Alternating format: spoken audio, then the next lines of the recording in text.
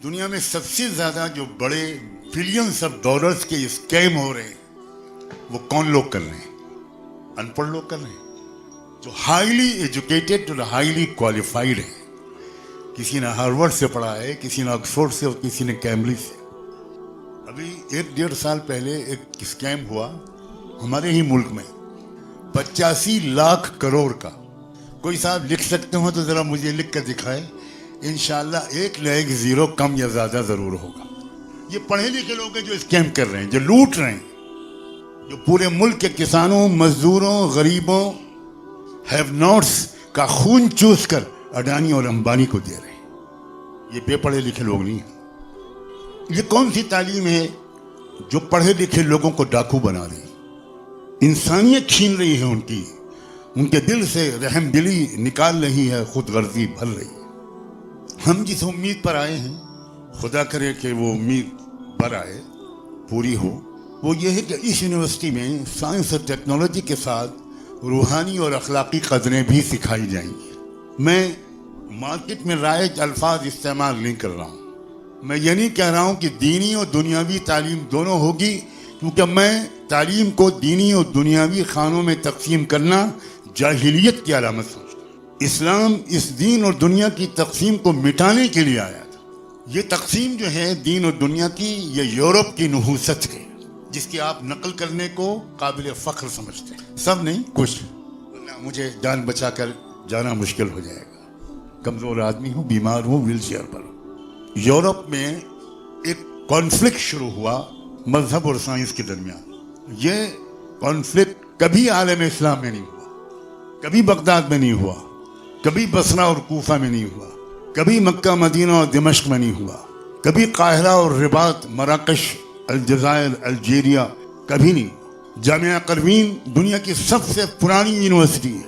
ایک ہی استاد اس میں انجینئرنگ پڑھاتا تھا, وہی استاد دوسرے کلاس میں جا کر حدیث پڑھاتا. اگر آپ نے نام سنا ہو تو امام ربانی مجدد الفسانی رحمۃ اللہ علیہ اسلامی تاریخ کے دوسرے ملینیم کے سب سے بڑے مجدد عالم گزرے ہیں, جنہوں نے اس ملک کو پہلی بار برہمن اور ہندو راشٹر بنانے سے زبردست حکمت اور ہمت کے ذریعے روکا تھا اور کامیاب کوشش کی تھی. مجھے یقین ہے کہ آپ میں سے کسی نے ان کی تاریخ نہیں پڑھی ہوگی, کیونکہ مجھے مسلمانوں سے زیادہ کم پڑھنے والی کوئی قوم آج کی دنیا میں نہیں ملتی. میں نے تقریباً تمام یورپ کے ملکوں کا سفر کیا ہے, ساؤتھ اور نارتھ امریکہ کے کئی بار سفر کیے ہیں, اس کے علاوہ اور بھی بہت سے ملکوں کا سفر کیا ہے. عام طور پر وہاں ٹرین میں لوگ جا رہے ہوتے ہیں, پلیٹ فارم پر بیٹھے ہوتے ہیں, فلائٹ میں ہوتے ہیں, ایئرپورٹ پر انتظار کر رہے ہوتے ہیں. 90% 80% لوگوں کے ہاتھ میں کوئی کتاب ہوتی ہے, اور وہ کتاب شعر و شاعری کی نہیں ہوتی. مولانا امرین محفوظ رحمانی صاحب سے معذرت کے ساتھ, مسلمانوں کو شعر و شاعری نے تباہ کیا. شاعرانہ ذہن سائنٹیفک نہیں ہوتا. جتنا انسان ان سائنٹیفک ہوگا اتنا ہی کامیاب شاعر ہوگا. بہت خطرناک لفظ بول رہا ہوں, جو شاعر لوگ بیٹھے ہو ذرا ان سے مجھے بچا لینا. وما علمناه الشعر ما ينبغي له. اس لیے میں نے جتنے شعر یاد کیے تھے سب مولانا امرین صاحب کو تحفے میں دے دیے. مولانا کہہ رہے ہو, میں نے خوشی سے قبول کر لیا. میں نے بالکل صحیح جگہ پر دیا نا, میرا چوائس بھی تو کتنا صحیح ہے. ادبی ذوق ہے مولانا کو. میں تو گاؤں کا آدمی ہوں. اللہ نے 2 کتابیں لکھی ہیں. میں اس یونیورسٹی کے قائم کرنے والے صاحب کو بتانا چاہتا ہوں, اس کو نوٹ کریں اور ریکارڈ کریں. یہاں اللہ نے اس کائنات میں دنیا میں 2 کتابیں لکھی. ایک کتاب اللہ نے اپنی صفت ہدایت, صفت امر سے لکھی ہے, اس کتاب کا نام ہے قرآن. اور ایک کتاب اللہ نے اپنی صفت خلق سے لکھی ہے, وہ ہے یونیورس.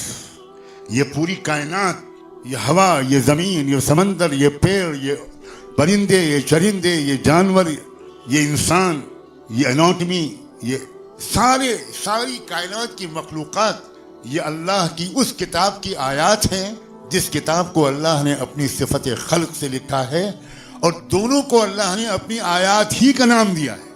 ان فی ذلک لآیات لأولی الالباب ان فی خلق السماوات والارض واختلاف اللیل والنہار لآیات لأولی الالباب.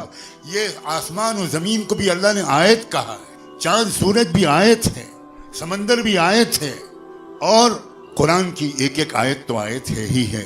لیکن مسلمانوں نے بہت زمانہ ہوا صفت خلق سے لکھی ہوئی آیات کا پڑھنا چھوڑ دیا، اور صفت امر سے لکھی ہوئی کتاب کا بھی یہ حال ہے کہ نہ رمضان ہوتا نہ تلاوت ہوتی.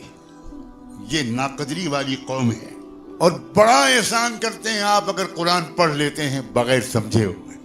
آپ قرآن کو سمجھنے کو بالکل ضروری قرار نہیں دیتے، اور یہ بالکل غلط نظریہ ہے.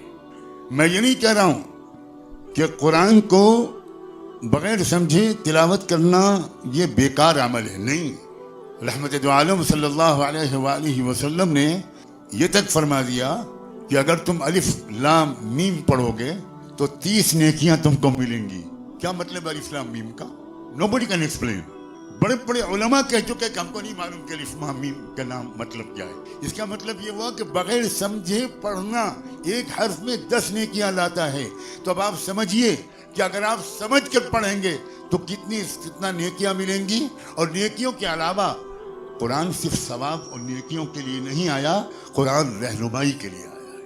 اور رہنمائی بغیر سمجھے کیسے لی جاتی؟ ہمارے سمیر صاحب نے آرٹیفیشل انٹیلیجنس کا ذکر کیا. آپ لوگ بہت مرعوب ہوئے ہوں گے کہ ہاتھی کی آواز ہنسنی سمجھ گئی، مگر امریکہ والے وہ اعلیٰ اے آئی کیوں نہیں نکال سکے جس کی وجہ سے وہ غریبوں کی آواز سن لیتے؟ اس کی وجہ سے وہ غزہ کے زخمیوں اور مظلوموں کی آواز کیوں نہیں سن پا رہے؟ کون سا یہ آرٹیفیشل انٹیلیجنس ہے؟ ہمیں ایسے آرٹیفیشل انٹیلیجنس کی بالکل ضرورت نہیں ہے جس کی وجہ سے ہم کسانوں کی آواز نہ سن سکیں، مزدوروں کی آواز نہ سن سکیں، مقتولوں کی آواز نہ سن سکیں، جیل کے قیدیوں کی آواز نہ سن سکیں. ہمیں اس انٹیلیجنس کی ضرورت ہے، ناٹ آرٹیفیشل، ریئل، اوریجنل، جس انٹیلیجنس کے ذریعے سے ہم غریبوں کی آواز بھی سن سکیں، بھوکے لوگوں کی آواز بھی سن سکیں، فلسطین کی آواز بھی سن سکیں، افغانستان کی آواز بھی سن سکیں، ویتنام کی آواز بھی سن سکیں، مشرقی یورپ کی آواز بھی سن سکیں، شمالی چائنا کی آواز بھی سن سکیں. ہم اس آرٹیفیشل انٹیلیجنس سے مروب ہونے والے لوگ نہیں ہیں جس نے تم کو اندھا اور بہرا اور گونگا کر دیا ہے، جس نے تم کو بے رحم اور سنگدل بنا دیا ہے. تم ہاتھیوں کی آواز سمجھ لیتے ہو، انسانوں کی آواز نہیں سمجھ پاتے.